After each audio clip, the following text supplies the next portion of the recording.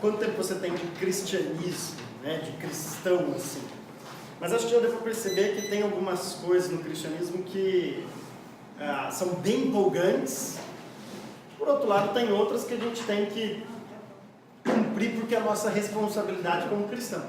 Mas é assim na vida como um todo, né? Eu lembro até hoje quando eu fiz arquitetura. É muito legal. Gostava demais, gosto demais de projetar, de pensar, obra e tudo mais. Mas a primeira vez que eu tive que ir na prefeitura, nossa, gente, que negócio chato. Quando você tem que trabalhar com toda aquela burocracia, e eu sei que a Camila gosta disso, isso que é o mais esquisito de tudo, né? Ela falou que gosta disso daí. Mas a primeira vez que eu tive que fazer isso, gente, que coisa chata. É muito chato, mas faz parte da profissão. Você não tem como escolher alguma coisa que você goste 100% e não tem nada que você não gosta. Geralmente a vida é assim. A gente faz escolhas de coisas que a gente gosta, mas junto com esse gosto sempre tem uma coisinha ou outra que assim, paciência, é parte do pacote. E tudo na vida é assim. Pensa no seu casamento. Casar é uma das melhores coisas que tem. É muito bom. Viu, gente? É sério mesmo. É bom. Viu, Beto? É bom mesmo. Casamento é muito bom. E talvez, eu sei quem é casado que fala que não, realmente foi a melhor decisão. Espero que você tenha falado isso, senão você vai ter uma briga em casa, né? Mas realmente é uma das melhores decisões que a gente toma na vida. Agora, você descobre depois de um mês, assim, que tem um pacote junto. É uma briguinha ou outra que você não queria dar, uma discussão ou outra, você tem que abrir mão de algumas coisas. E isso não deixa de ser bom o casamento. Mas é assim, o filho é uma das melhores coisas que tem também. Se tiver algum pai que gosta de acordar de madrugada, para, né, assim. Mas faz parte do pacote. Então tudo na vida é assim. As coisas são boas, mas sempre vem com uma coisinha que a gente fala assim, bom, isso aqui eu faço porque é minha obrigação, porque não é uma coisa que a gente gosta. Tudo na vida é assim. E talvez essa mensagem que eu vou dar hoje de mutualidade sirva exatamente, encaixe nessa ilustração. O cristianismo tem muita coisa empolgante, tem muita coisa boa pra gente, coisa que assim, fica assim, vibrando. Mas tem coisas que a gente tem que fazer porque é nossa responsabilidade de fazer, a gente não tem opção. Faz parte do pacote. Você não tem como falar assim, bom, isso eu quero fazer, isso eu não quero. Deus não dá essa opção pra gente. Deus fala, esse aqui é o cristianismo como um todo. E a mutualidade que a gente vai ver hoje é exatamente isso. Abra lá em Efésios capítulo 4.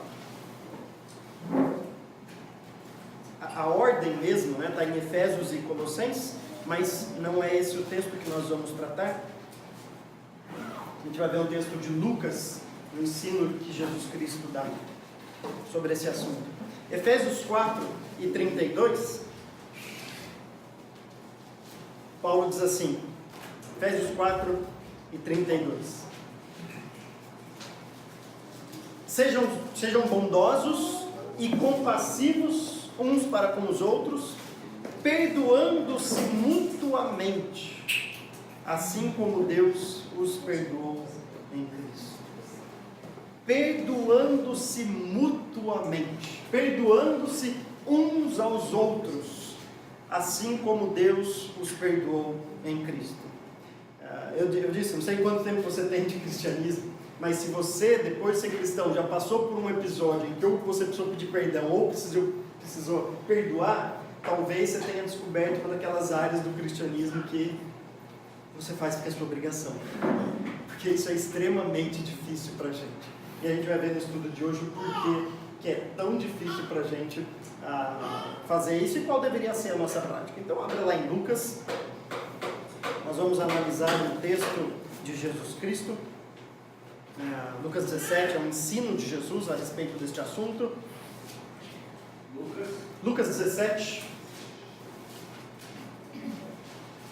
a partir do versículo 3. Lucas 17, abram aí a partir do versículo 3. Jesus diz assim para os seus discípulos: tomem cuidado. A ideia aqui é, presta atenção. O termo que ele usa assim, né? Abra bem o ouvido, porque o que eu vou falar agora é importante para vocês. Se o seu irmão pecar, repreenda-o. Se ele se arrepender, perdoe-o. Se pecar contra você 7 vezes no dia, e 7 vezes voltar a você e disser, estou arrependido, perdoe. Depois a gente continua a nossa leitura. Então Jesus está dando ensinamento para os seus discípulos, e não é à toa que ele começa, presta atenção agora no que eu vou dizer. Presta atenção. Talvez esse presta atenção tenha a ver com tanto a dificuldade, mas a importância desse ensino. E depois a gente vai ver em outro texto porque isso é tão importante para a gente. E a gente não dá atenção devida para esta prática como de fato a gente deveria. Jesus está falando, presta atenção. Se o seu irmão pecar, e essa condicional é muito importante. Porque nem sempre o que o outro faz é um pecado. Jesus está dizendo, garanta que se houve um conflito entre vocês, que seja um conflito pecaminoso. Porque a nossa tendência, às vezes, é começar a fazer rixinha com gosto, com alguma coisinha de gosto pessoal, de um café mais forte, de um café mais fraco. Sabe aquelas diferenças que a gente tem, assim, de que eu gosto disso, você gosta daquilo. Não é disso que Jesus está falando. Jesus está falando, se o seu irmão pecar, então garanta mesmo, se houve um conflito, que o conflito seja pecaminoso. Como a gente sabe se é pecado ou não? Você precisa ler a Bíblia. Precisa ler a Bíblia, porque a Bíblia vai dar um parâmetro para a gente para saber o que é aceitável, como é a diferença aceitável de relacionamento e o que é uma diferença pecaminosa. Alguma coisa que o irmão fez que é pecaminoso contra você. A segunda ressalva que a gente tem que fazer, aí vem no versículo 4, diz, se pecar contra você. Então assim, se não for contra você, a gente gosta de tomar as dores dos outros às vezes, não gosta? Se for uma ofensa contra você, você deve fazer aquilo lá. Se não for uma ofensa contra você, for contra o outro, deixa o outro tomar. A gente gosta de tomar as dores, de entrar numa briga que não é nossa e procurar um lado daquilo lá, assim, mas não faça isso. Sabe o que geralmente acontece?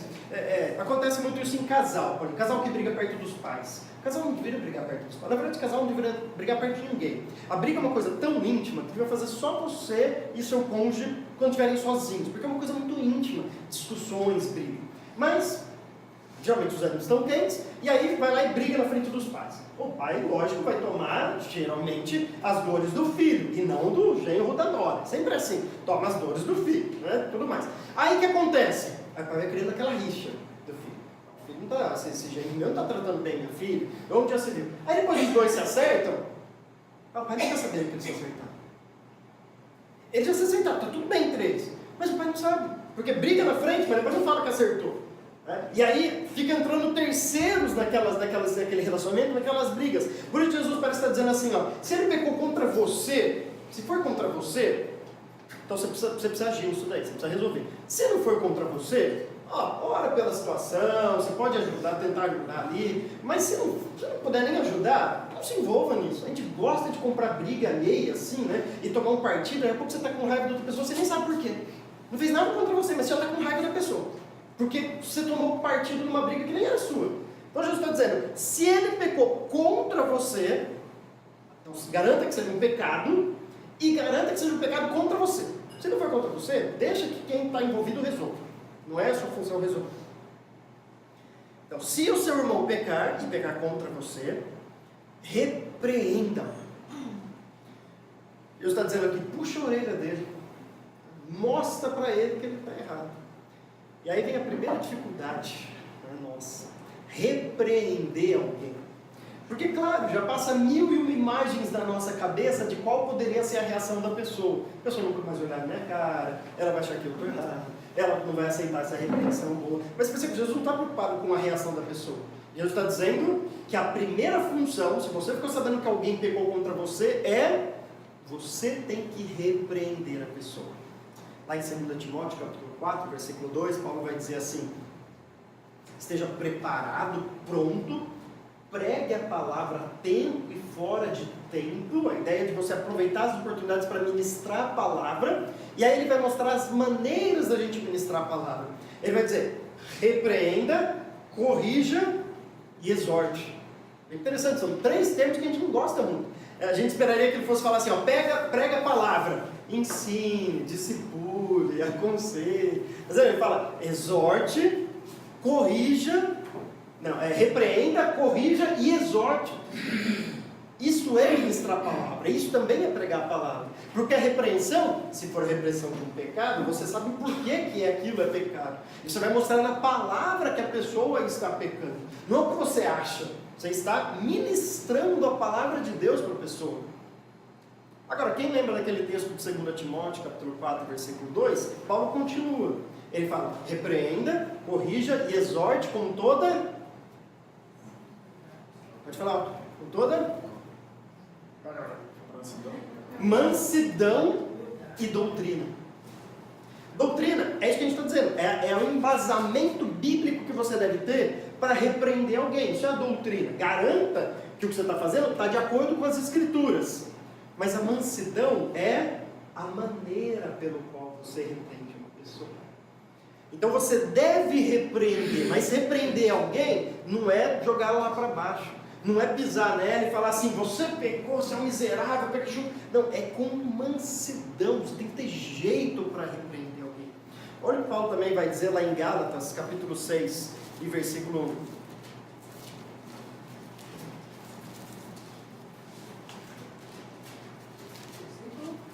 1. Gálatas, capítulo 6 e versículo 1. Irmãos, se alguém for surpreendido em algum pecado, vocês que são espirituais, que conhecem mais a palavra, vivem a palavra, são espirituais, deverão restaurá-lo com mansidão. Você deve fazer isso, é nossa função fazer isso. Se a gente vir alguém em pecado, é nossa responsabilidade ir lá e exortar a pessoa, puxar a orelha dela. Se a gente ama de fato a pessoa, a gente tem que falar, você não pode viver nisso. Mas a gente tem que fazer isso com mansidão.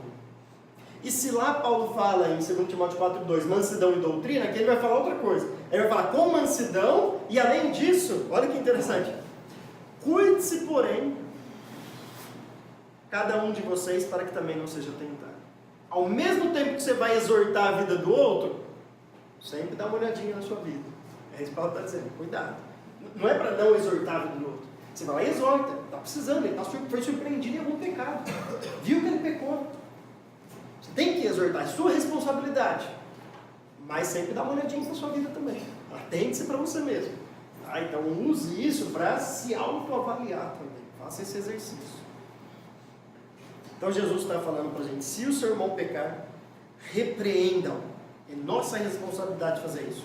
Com doutrina, com mansidão, olhando para a nossa vida do jeito correto. Mas eu tenho que repreender. Eu sei que é difícil, mas eu tenho que puxar a orelha da pessoa. Isso é uma prova de amor. Isso é uma prova de amor. Quem tem filho sabe disso. Que se você vira o seu filho fazendo uma coisa errada, indo pôr o dedinho na tomada, ou pegar uma faca, você não pode dizer assim, eu amo ele, então, como eu amo, eu não posso ficar falando não, eu não posso ficar bravo, tadinho, vou deixar ele lá. Não, você não ama, porque ele está pronto para se machucar. Se você ama, você tem que falar assim, tira a mão daí, pode parar com isso. Para a pessoa se assustar, né? Porque nesse caso não adianta nem falar assim, você pode tirar a mão daí.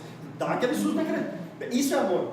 Você está preocupado, vai tomar um choque, vai se cortar. Então o amor repreende, o amor se preocupa com a vida dos outros a ponto de repreender. Jesus continua, lá em Lucas 17, se seu irmão pecar, repreendam, e se ele se arrepender, perdoe. A palavra arrepender aqui é uma palavra interessante nas escrituras, que tem muita diferença do que a gente considera arrependimento hoje. Isso é muito interessante. A palavra arrepender em grego é a palavra metanoia, é a ideia de uma mudança de mente, uma disposição de mente diferente. Então essa palavra metanoia tem a ver com uma mudança de pensamento e de mente. Se ele se arrepender, se houve arrependimento, perdoe. Agora, olha que interessante, se é uma mudança de mente, uma mudança de pensamento, como que você sabe que a pessoa se arrependeu? Verdadeiramente. Quando ela vem te pedir perdão e dizer que está arrependida. Você não tem como saber. No momento, você não tem como saber.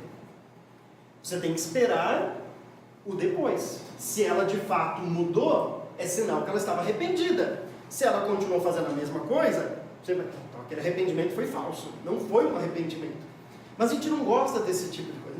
A gente quer ter certeza para perdoar se a pessoa se arrependeu ou não. Por isso que a gente confunde arrependimento com choro. Sabe aquela coisa assim? Fulano veio aqui, mas ele não pareceu que estava muito arrependido, não. Por quê? Porque geralmente ele não chorou, ele não ajoelhou nos seus pés, ele falou assim, me perdoa, ele não derramou lágrimas. Então não pareceu mais que ele estava muito arrependido, não. A gente confunde, para a gente arrependimento é aquela tristeza, aquele choro, aquele remorso, aquela coisa assim. E o arrependimento na Bíblia é uma mudança de mente. É algo do tipo, verdade, você me disse que eu estava errado e agora eu tomei consciência disso, eu não vou fazer mais, me perdoa. Você não sabe, não quer dizer que não pode ter choro nisso, às vezes tem choro, às vezes não tem. A questão é que o choro não demonstra um arrependimento, o choro pode acompanhar um arrependimento, mas não é o choro, não é a tristeza que evidencia um arrependimento. Que pode ser também lágrimas de crocodilo, né, que uma expressão gosta de dizer, né? Aquela ideia de lágrimas falsas, né? Criança é bom para essas coisas, né? Soltar umas lágrimas de vez em quando que na verdade não são verdadeiras. Então o choro pode acompanhar o arrependimento, mas não é em si o arrependimento. O arrependimento é uma mudança de mente. Por isso que isso é tão difícil. Porque para a gente perdoar, a gente quer ter garantia mesmo que a pessoa está arrependida. E não tem como a gente ter. Uma pessoa chega e fala assim para mim, realmente, perdão, eu falei mal de você aí, você está falando a verdade, eu não deveria ter falado, peço seu perdão, estou arrependida. E agora, será que ele se arrependeu ou não? Eu vou esperar 1 ano. Se você não falar de mim nesse 1 ano, aí eu te perdoo. Não é isso que eu estou falando. Jesus está falando, se ele foi para você e falar assim, estou arrependido, o que você tem que fazer? Perdoar. É um passo de fé.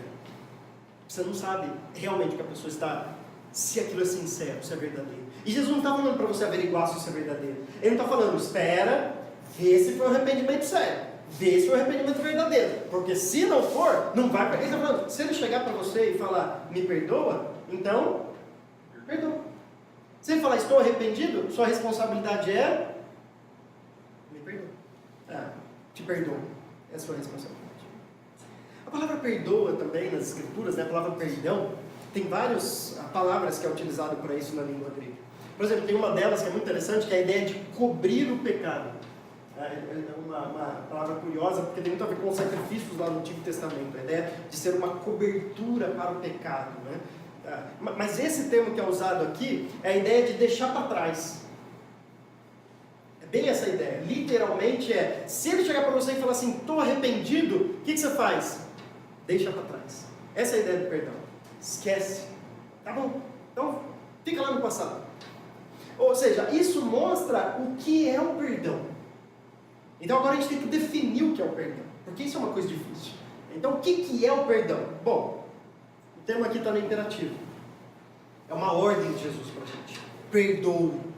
Então perdão não é uma coisa que eu sinto. Perdão é uma decisão minha de obedecer a uma ordem de Jesus Cristo. A gente começa a definir o perdão por aí. Perdão é uma decisão de, se eu esqueci, deixei para trás, de não levantar mais a questão perante 3 pessoas. Deus, eu mesmo e os outros. Inclusive a pessoa que me ofendeu. Então você vai decidir não mais chegar falando, Deus, você viu o que a pessoa fez para mim. Se você fizer isso, você não perdoa. Você não vai chegar e ficar remoendo dentro de você, mas aquela pessoa me feriu, aquela pessoa falou mal de mim, você não perdoa. E você não vai ficar falando isso para os outros. Cuidado com o fulano. Porque ele veio pedir perdão, mas ele sai falando mal de mim, aí dizer, então você não perdoa. E muito menos para a pessoa. Chegar e falar assim, já é a 3ª vez que você faz isso. Você falou isso, você não perdoa. A ideia é realmente deixar para trás. Para enfatizar bem isso, para ficar bem claro para a gente, Jesus vai dar um passo além. Então ele diz assim no versículo 4. Se pecar contra você 7 vezes no dia. No dia. Já pensou isso, né?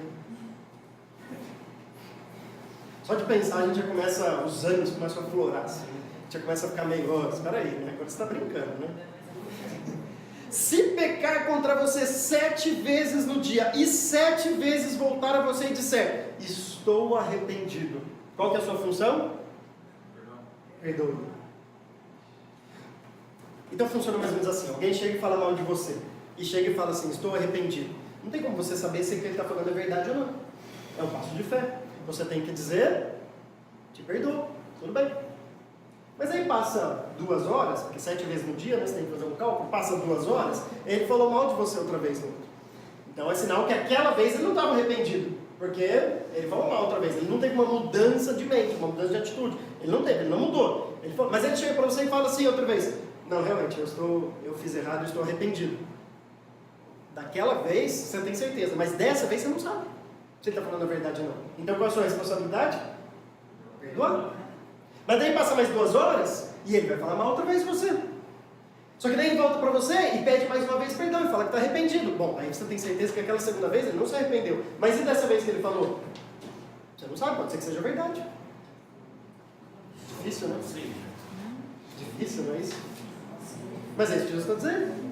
Se ele pecar contra você 7 vezes no dia e das 7 vezes voltar arrependido e falar que se arrependeu, você tem que perdoar. A gente começa, tá bom, a gente tem que fazer isso porque faz parte do pacote, mas coisa difícil isso, né? Pedro uma vez quis dar uma de bonzão para Jesus Cristo, né? A lei falava que você era obrigado a perdoar 3 vezes a pessoa. E passou disso você não tinha mais responsabilidade. Isso a lei dizia, né? A lei do judeu falava isso, né? A lei dos fariseus falava isso. E aí Pedro, né, para dar uma de, lá em Mateus 18, para dar uma de espiritual, fala assim, Jesus, vem cá, se o meu irmão vier contra mim, assim, 7 vezes me ofender e tudo mais, eu tenho que perdoar ele 7 vezes e tudo mais, como se Jesus fosse falar assim, nossa, Pedro, que moral boa, você tem, que ética boa, né? Mais do dobro do que a lei, olha que cara bom você é. Aí Jesus fala assim, o quê? São 7? 70 vezes 7. Aí você fala, não, agora, imagina, 70 vezes 7 nem dá tempo no dia. Nem dá tempo. Dá o quê? 2 minutos de uma ofensa para outra, praticamente. Mas Jesus fala, 70 vezes 7. Mas a ideia, obviamente, não é assim, né? Bom, então é só 490, mas está certo, né? Só 490, então ó, já é 480, você tem só mais 10. A ideia não é essa. O que Jesus está dizendo é, o perdão verdadeiro, para você saber que houve perdão, a próxima ofensa é como se fosse a primeira. Não é que você está contando, a ideia é não contar. A ideia é que se você perdoou e a pessoa chegar e te ofendeu, você fala assim, já é a 3ª vez. Então você não perdoou. Então você não perdoou. Porque é sempre a primeira. O 70 vezes 7 é isso. É como se fosse a primeira vez que a pessoa estivesse te ofendendo. Se você ficar, não, mas ó, semana passada, mas o mês passado, mas você não perdoou? Você não deixou para trás? Então você não deixou para trás. Você está ainda esperando o momento para descarregar e jogar tudo que você está pensando para a pessoa. Você está ainda levantando a questão. O arrependimento, embora a gente não esqueça, é impossível passar uma amnésia na nossa cabeça, tem uma outra coisa que a gente esquece, né? Graças a Deus, mas tem coisas que a gente não esquece. E o perdão não é isso, não é isso que enquanto eu não esqueço eu não perdoo. Tem coisas que você não esquece, mas você não vai levantar mais a questão. Você não vai ficar mais julgando isso na cara da pessoa, contando para as outras pessoas, jogando para Deus, remoendo você mesmo. Então se a pessoa vier e pecou outra vez, e você falou, mas é a segunda, não houve perdão. Então isso Jesus diz para Pedro, 70 vezes 7 não é para ficar contando, 480, 481, está chegando no seu limite, 490 acabou. Não é para ficar contando, a ideia é, não deve haver contagem. A primeira vez é sempre a primeira vez. Houve perdão? Então é a primeira vez que a pessoa faz isso para você. Bom, começa a ficar bem difícil. É tão difícil que agora a gente entende o versículo 5, lá de Lucas 17. O que os discípulos pedem para Jesus? Os apóstolos disseram ao Senhor, aumenta a nossa fé. Agora faz sentido esse versículo, não faz? Você fica dizendo, por que os discípulos pediram para aumentar a fé? Bom, é o que a gente tem que pedir também. Caramba, isso é perdão? Então eles viram para Jesus e falaram, Jesus, aumenta a nossa fé. Porque isso é uma coisa difícil. Claro que é difícil.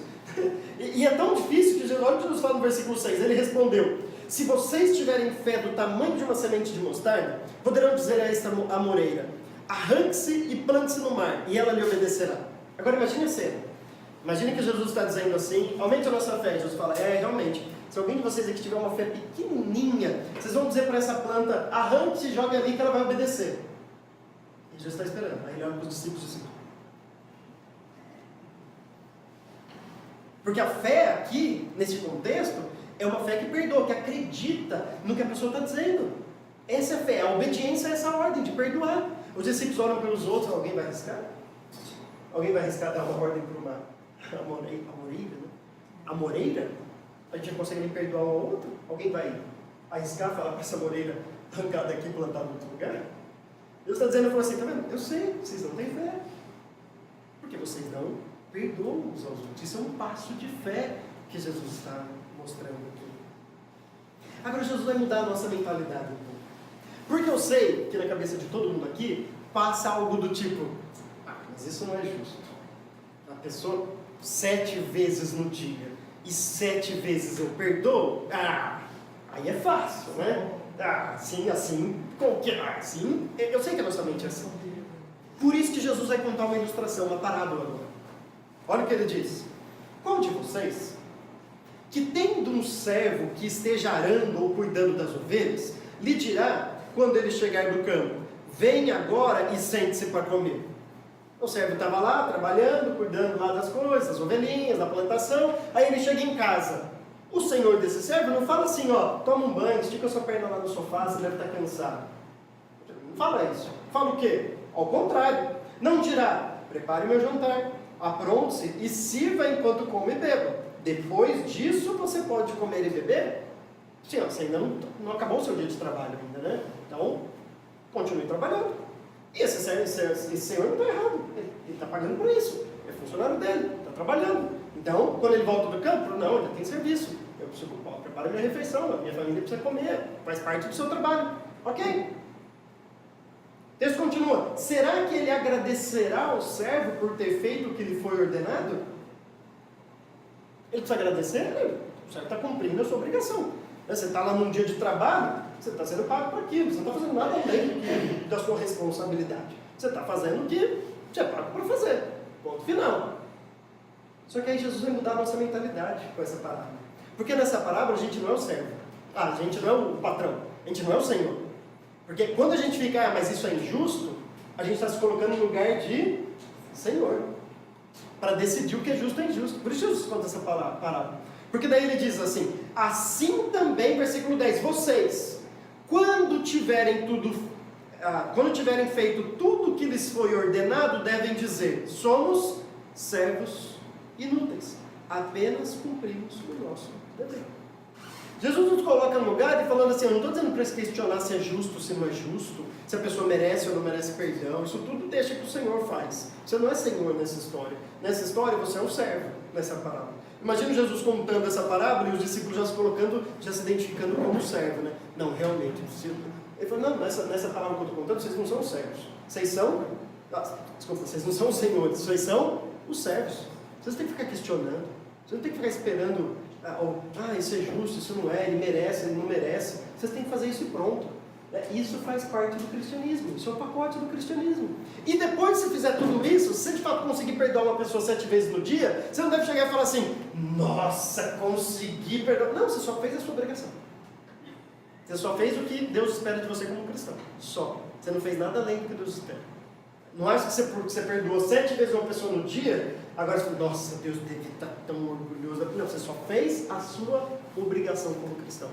Isso é parte do pacote. Lembra que eu disse no começo? O cristianismo tem muita coisa boa. Mas sempre, tudo na vida tem aquelas coisas que acompanham, que não tem como a gente escapar delas. Não tem como você falar assim, não, eu quero só isso daqui, mas isso daqui eu vou deixar de fora. Não tem essa opção. Jesus está dizendo, você não tem a opção de escolher, você é um servo. Você não pode chegar e falar assim, agora eu quero esticar o pé no sofá porque eu já trabalhei muito. Então, o seu dia de trabalho não acabou. Você tem mais responsabilidade para fazer. E depois de fazer tudo e ir embora para casa, você só tem que dizer e falar, bom, eu fiz só a minha responsabilidade. Não fiz nada além da minha responsabilidade. Então, perdoar é responsabilidade nossa como cristão. Agora tem algo além aí. Vamos lá para Mateus 18, que é aquele texto em que Pedro achou que estava impressionando a Jesus. A partir do versículo 21. Agora, Jesus vai mostrar o porquê que essa nossa responsabilidade como cristão. E agora ele vai dar esse passo além, que torna isso ainda mais importante, essa prática. Então, versículo 21 diz assim, então Pedro aproximou-se de Jesus e perguntou, Senhor, quantas vezes deverei perdoar o meu irmão quando ele pecar contra mim? Até 7 vezes? Aquele ar de, só como eu sou bom. Jesus respondeu, eu lhes digo, Não até 7, mas até 70 vezes 7. Por isso, vai ver uma historinha que Jesus vai contar. O reino dos céus é como um rei que desejava acertar contas com os seus servos. Quando começou o acerto, foi trazido à sua presença um que lhe devia uma enorme quantidade de prata. A ideia aqui, né, dessa enorme quantidade de prata, né, no literal aqui no grego, é uma quantidade impagável. Tá? É mais ou menos essa ideia. É como se você devesse 1 bilhão para o banco. Essa é a ideia. É impagável. É impagável. Não tem como. Foge da nossa mentalidade. Como você vai pagar 1 bilhão? Não tem como imaginar isso daí. Tá? É essa a ideia. Como não tinha condição de pagar, o Senhor ordenou que ele, sua mulher e seus filhos e tudo que ele possuía fossem vendidos para pagar a dívida. O servo prostrou-se diante dele e lhe implorou: tem paciência comigo e eu te pagarei tudo. O senhor daquele servo teve compaixão dele, cancelou a dívida e o deixou ir. Mas quando aquele servo saiu, encontrou um de seus conservos que lhe devia 100 denários. 100 denários era 100 dias de trabalho naquela época. Então, 100 dias de trabalho. Pega aí quanto que é o salário mínimo. Hoje, no mês, 980 mil reais. 100 dias de trabalho, 3 mil reais, 3.500. É isso aí que ele devia. Bom, uma dívida menor, pagável. Certo? Essa é a ideia. Mas quando... Versículo 27. O senhor daquele servo teve compaixão dele, cancelou a dívida e o deixou. Mas quando aquele servo saiu, encontrou um de seus conservos que lhe devia 100 denários. Agarrou-o e começou a sufocá-lo, dizendo: pague-me o que me deve. Então o seu conservo é servo como ele, né? Caiu de joelhos e implorou-lhe: tenha paciência comigo e eu lhe pagarei. Mas ele não quis. Antes saiu e mandou lançá-lo na prisão, até que pagasse a dívida. Quando os outros servos, companheiros dele, viram o que havia acontecido, ficaram muito tristes e foram cantar ao seu senhor tudo o que havia acontecido. Então o senhor chamou o servo e disse: servo mau, cancelei toda a sua dívida, aquela dívida impagável, porque você me implorou. Você não devia ter tido compaixão do seu conservo, como eu tive de você? Irado, seu senhor entregou-o aos torturadores, até que pagasse tudo que devia. Acho que já deu para entender a lição dessa palavra. E quem não entendeu, a lição vem no versículo 35. Jesus diz: assim também lhes fará meu Pai Celestial, se cada um de vocês não perdoar de coração a seu irmão. Agora talvez Jesus está mostrando o real motivo pelo qual a prática do perdão mútuo deve ser tão, ou é tão importante para a gente, para nós que somos cristãos. O que Jesus está dizendo é: se a gente não praticar isso, o Pai Celestial não nos perdoará. É como se você estivesse diante de Deus com uma dívida impagável, como de fato a nossa dívida era impagável, de pecado em relação a Ele, e implorasse, porque o que você merece é o inferno, e Ele falou: tudo bem. Foi isso que aconteceu com a gente. Deus perdoou a dívida, Ele riscou a dívida. Lembra de Colossenses? Ele riscou a dívida, né? A cédula de dívida que era contra nós, e cravou na cruz. Ele pagou toda a lista nossa, que devia ser uma lista enorme, ele colocou na cruz e está pago. Aí você sai de lá todo feliz e encontra alguém que falou mal de você. Aí você fala: essa pessoa não merece o perdão, o meu perdão. Aí Deus olha e fala assim: quer dizer que toda a sua vida de pecado eu te perdoei. Eu preciso te perdoar. Mas você não está disposto a perdoar alguém que pecou contra você? Um pecado contra você? Jesus está falando: assim também lhes fará meu Pai Celestial, se cada um de vocês não perdoar de coração a seu irmão. Lá na oração, lá em Mateus 6, quando Jesus, no Sermão do Monte, está ensinando também os discípulos a orarem, os discípulos falam: ensina-nos a orar. Aí Jesus fala: Pai nosso que está no céu, santificado seja o teu nome, venha o teu reino.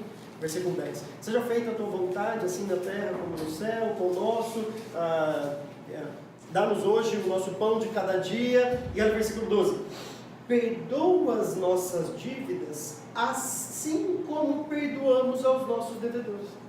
Você imagina os apóstolos cutucando o outro, dizendo: eita, porque se o padrão do meu pedido para Deus, para Ele me perdoar, é assim como eu já tenho perdoado os outros, não sei se Deus vai me perdoar, porque geralmente eu não perdoo. E aí Jesus é exatamente essa lição, porque lá no versículo 14 ele diz: pois se perdoarem as ofensas uns dos outros, o Pai Celestial também lhes perdoará. Mas, se não perdoarem uns aos outros, o Pai Celestial não lhes perdoará as ofensas. Está vendo como isso é importante? Então o perdão deve ser uma prática, uma obrigação nossa como cristão, porque não adianta a gente sair dando, não perdoar os outros, depois chegar para Deus e falar: Deus, me perdoa, deixa o meu pecado. Eu falo, aí Deus vai falar para você: assim é fácil, né? Você quer perdão, mas você não quer perdoar os outros? E outra, com Deus é pior, porque a gente sabe, no fundo do nosso coração, que a gente luta com aqueles pecados. A gente às vezes está diante de Deus e fala: Deus, me perdoa, eu não quero mais cometer esse pecado. Mas a gente sabe quantas vezes a gente já esteve diante de Deus pedindo perdão pelo mesmo pecado. Aqueles pecados que a gente luta a nossa vida toda. Imagina se Deus falasse assim: ó, mas já é a 15ª vez que você está aqui diante de mim. Acabou minha paciência com você. Imagina se você assim, acho que a gente já estaria morto já há um bom tempo, né? E Deus continua nos perdoando. Mas daí quando é a segunda vez que alguém peca contra mim, a terceira vez, aí eu perco a paciência. Mas Deus está pacientemente perdoando a gente dos nossos pecados. Deixa eu terminar esse texto, essa pregação, voltando lá para Efésios, capítulo 4, versículo 32. Porque o texto ali, tanto o texto aqui quanto de Colossenses capítulo 3, que depois eu vou ler também, tem uma expressão extremamente importante no finalzinho.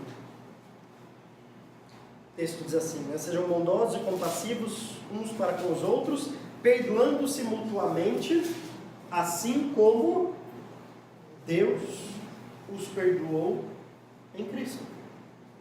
Colossenses capítulo 3, versículo 13, é a mesma ideia.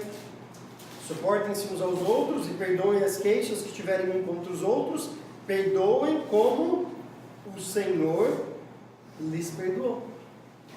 Por que Paulo, por 2 vezes, em 2 cartas, vai usar o perdão de Deus como a comparação com o meu perdão? E aí eu tenho algumas sugestões para dar em relação a isso. Primeiro, a implicação dessa comparação é que só pode, de fato, perdoar verdadeiramente a outra pessoa quem foi perdoado por Deus. Porque a gente entende o que é perdão. A gente entende o que é o perdão verdadeiro, perdão excelente, que imerecedor. A gente não merecia isso. E por entender isso daí, esse perdão verdadeiro, a gente pode perdoar as outras pessoas. O pessoal aí fora pode até perdoar um ao outro, mas eles não entendem realmente o que é isso. Porque eles não foram perdoados por Deus. Não tiveram esse perdão verdadeiro de Deus dos seus pecados. Então, este perdão que tivemos de Deus, né, assim como o Senhor nos perdoou, serve de padrão, né, de motivação, de incentivo para a gente perdoar os outros. Mas, por outro lado, também serve de ordem, assim como Deus perdoou. Então, esse perdão de Deus não só nos motiva, nos incentiva a perdoar o outro, mas também nos ordena a perdoar a outra pessoa. Terceira implicação, então, serve de incentivo, serve também de ordem. A terceira implicação é que o perdão de Deus serve de modelo para o nosso perdão. E aí aqui eu preciso fazer uma distinção muito importante. Perceba que lá Jesus diz: se ele se arrepender, perdoa o seu irmão. E aqui o Paulo está dizendo: perdoa assim como o Senhor em Cristo lhe perdoou. Deus perdoa todas as pessoas desse mundo dos seus pecados? Não. Porque se ele fizesse isso, todo mundo ia para o céu. Se Deus perdoasse todas as pessoas, todos os pecados que todas as pessoas cometessem, todas as pessoas iriam para o céu. Deus não perdoa todas as pessoas. Deus perdoa todos aqueles que estão arrependidos do seu pecado. É por isso que Jesus diz: se ele se arrepender, perdoe. Aí você pensa: e se ele não se arrepender? Preste bem atenção para isso agora. Tecnicamente falando, perdão só pode acontecer se a pessoa está arrependida. Porque é só uma pessoa arrependida que vai pedir perdão. E aí você, como resposta, concede esse perdão. Perdoa. Isso é perdão. Agora, deixa eu dar uma dica para vocês. E isso realmente muda a nossa vida. Se a pessoa não estiver arrependida, se ela fala: não acho que eu errei, continuo nisso, não acho que isso é errado, ou sei lá qualquer coisa, ou ficar bravo com você, nunca mais quiser olhar na sua cara, Tecnicamente não tem como você perdoar a pessoa, porque ela não se arrependeu. Precisa se arrepender para você perdoar. Mas deixa eu dar uma dica importante. Haja como se você tivesse perdoado essa pessoa. Isso é aquele perdão que não depende da reação da outra pessoa. Sabe por quê? Eu lembro até hoje que um professor meu, Davi Merkel, no seminário, dizia muito isso.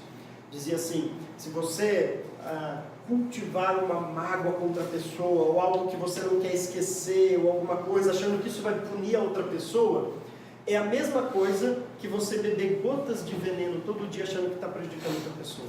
Acredite, isso vai ser pior para você do que para outra pessoa. Você acha que está punindo outra pessoa. Não, então eu vou guardar isso aí, a outra pessoa não está nem aí. Se ela se arrependeu do pecado dela, você acha que ela não está nem aí para você. Ela não está nem aí para Deus. Está vivendo a sua vida aí, você acha que com a sua amargura, com o seu rancor, você está prejudicando ela. Ela não está nem aí. Sabe para quem está fazendo mal isso? Para você. Entenderam a diferença? Tecnicamente não tem como você perdoar. Mas deixa para lá. Esqueça aquilo lá. Viva como se a pessoa tivesse pedido perdão e você perdoasse.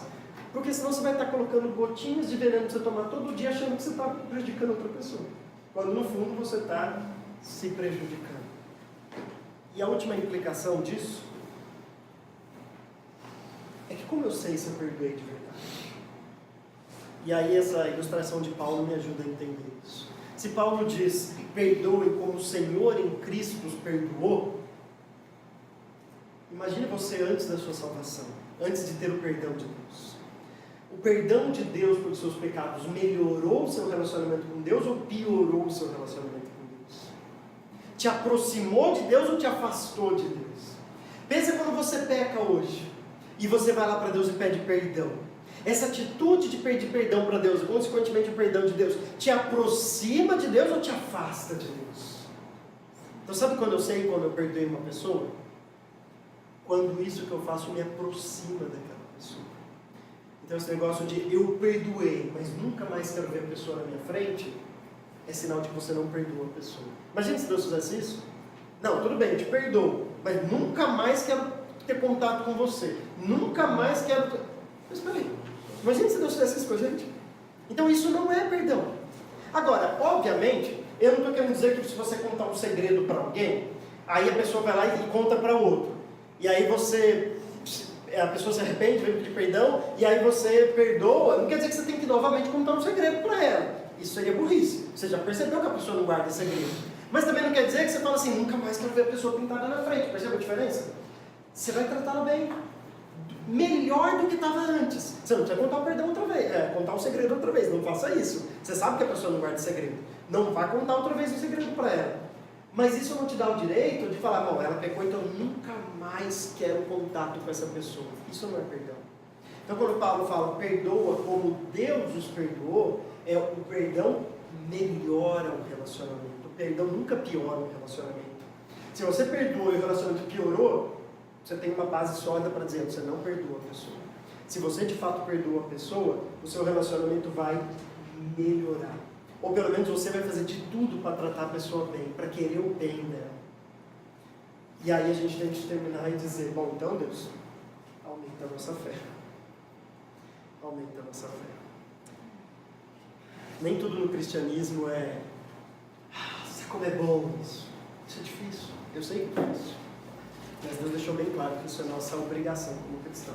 Eu tenho que perdoar aquele que me ofendeu. Depois que eu fizer tudo isso, eu vou dizer, só fui um servo inútil. Fiz aquilo que era a minha obrigação fazer como cristão. Que Deus nos ajude. Amém?